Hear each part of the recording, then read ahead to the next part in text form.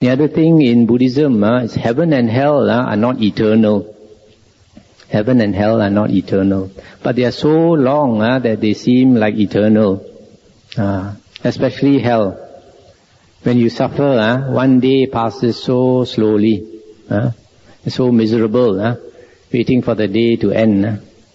Just like at night when you cannot sleep. If you cannot sleep at night, the hours seem to go by so slowly. So, we have descriptions of, some descriptions of heaven and hell in our suttas. So, even though a person goes to heaven or to hell, the time can be so long. Like for example, in the lowest heaven, the lowest heaven is the heaven of the four great heavenly kings. And the heaven of the four great heavenly kings, you have different types of beings. For example, Nagas. Nagas are snake spirits. Snake spirits. If they want, they can come down to our human plane.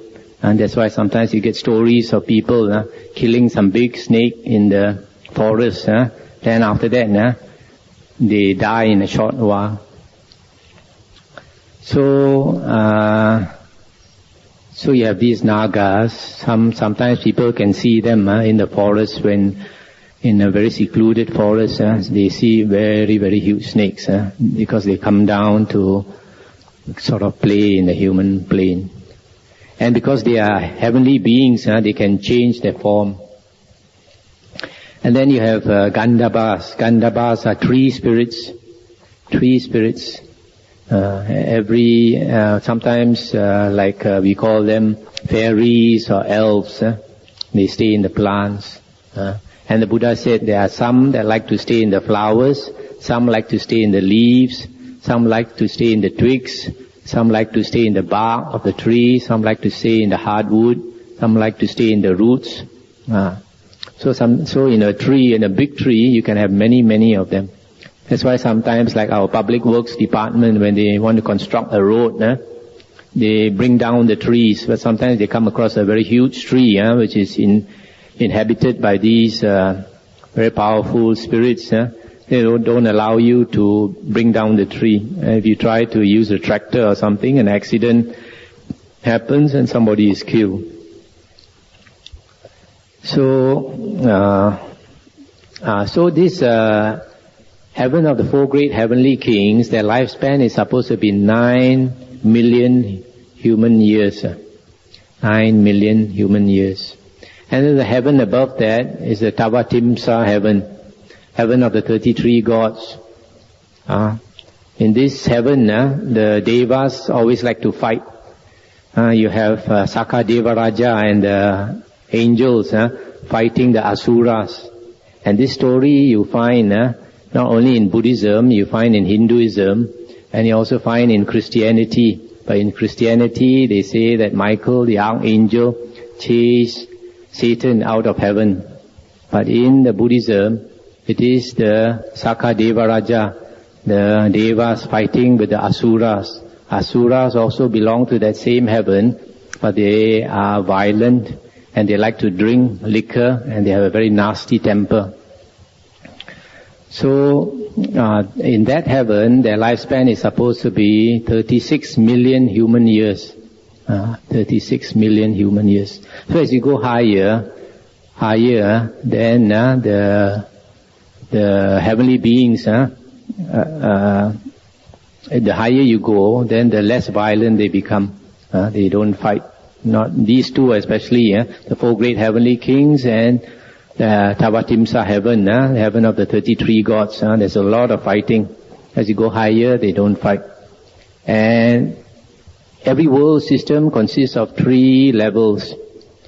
The sensual realm, the form realm, and the formless realm. In the sensual realm, all beings have lust, sexual desire. So because of that, you have male and female. Male and female. But in the form realm, those heavenly beings are what we call unisex. There is no male, no female.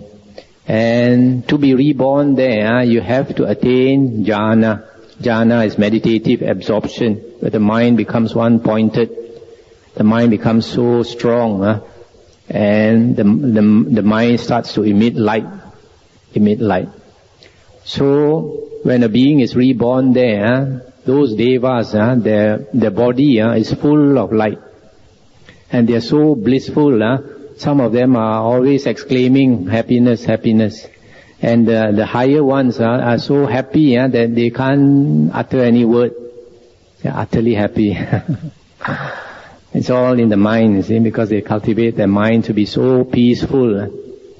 But even then, as you go higher and higher, their lifespan in terms of world cycles. One world cycle is an extremely long time.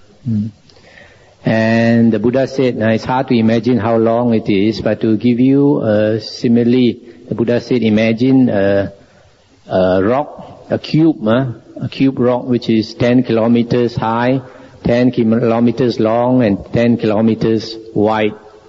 And every 100 years you take a soft cloth and wipe it once.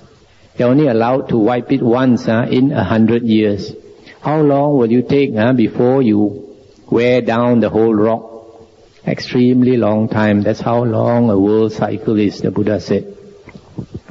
So, some of these heavenly beings, devas, their lifespan is so long in terms of world cycles. That is why some of them think that they are eternal, that they'll never die. And the Buddha, in our discourses, the Buddha has flown up to the heaven and taught some of them.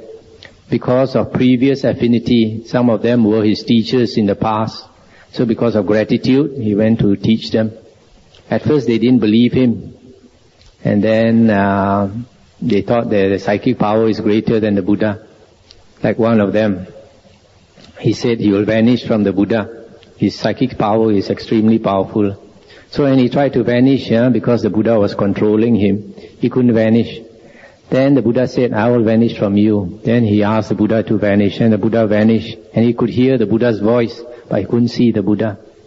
Then only he realized the Buddha's psychic power was more powerful. Then only he wanted to believe the Buddha. Then the Buddha told him who he was in his past life. They were friends before. That's why the Buddha went to see him.